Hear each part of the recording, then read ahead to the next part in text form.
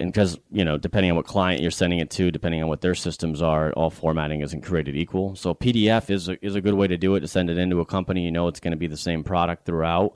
But just make sure that you do an excellent job of proofreading it and doing everything you need to do, because spelling and grammar, really stands out in those situations. Well, I think you kind of subtly answered this question, but once you have been filled in a position and you have a job, what should one do to maintain their image on social media? I mean, can they relax a little bit, or what's some of the actions they should take or steps they should take? Yeah, I think getting involved in the conversation, we are what we continually do. And I also believe that, the quality of your life is dependent upon the quality of your relationships.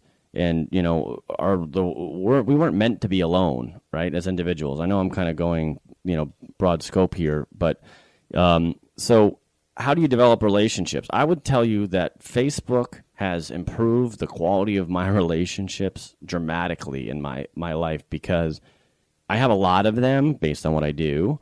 But a lot of my friends, I went to Boston College and I live in Florida, and I grew up in Connecticut. So I have a lot of friends in Connecticut and a lot of friends in Boston that I can't really see that often, or even some clients I might not pop in. And, when I see them, oh my God, looks like you've been having fun. I was looking at all your pictures from Spain and Portugal.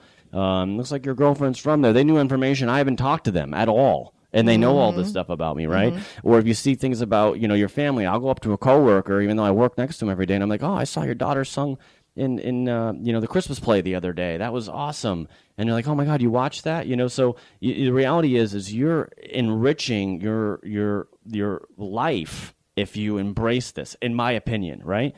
And so if you take the time to have a strategy around that, I'm not saying overthink it, but some people just say, oh, this is really cool. I want to share this with my friends. Usually, we got used to sharing when we were 3, right? So it's one of the things we learned in kindergarten. No, but don't overshare. And don't. And the thing is, I want to caution you is don't get involved in what we call noise.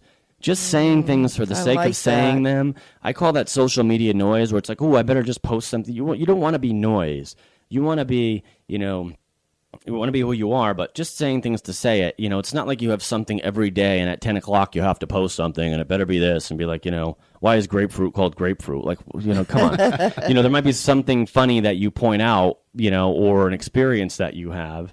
But, just yesterday I posted something about, a cable company, and I ended up getting a discount on my cable as a result because of my network, and I told them I was posting it, and then they contacted me later in the day. And a bunch of people are asking me questions about it. And so, I know someone in our office that got a huge discount from Zappos doing that as well. So you can use it to your advantage because people are watching and listening. I've done the same thing. It's amazing. And just, I think that is one of the best tips you gave today, is that it is an area that you can really develop deeper relationships, which will continue to enhance your work environment as well as your personal environment, reconnect with people that you've met in the past. And because my motto is you want to, connecting is what presents the possibility. It's the communicating that really opens up the opportunities. Well said. With that, we are getting down to our last minute, and we want to make sure, first of all, thank you, Tim. My pleasure. For joining us. And I will make sure I get his actual information where you can contact him up on the So Social Radio Show page later on today. So you can go take a look at what he looks like. And I'll put his LinkedIn connection up there as well.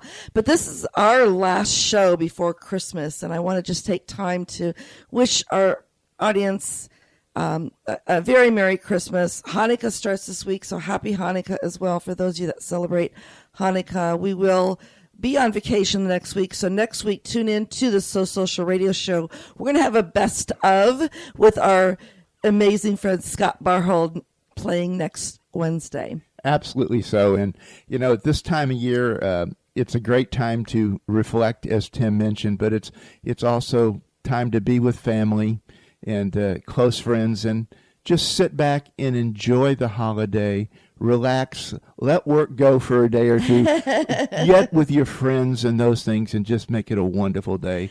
And very Merry Christmas from us at the So Social Radio Show, and a Happy New Year. Exactly. So everyone, make it a great social week and a very merry holiday.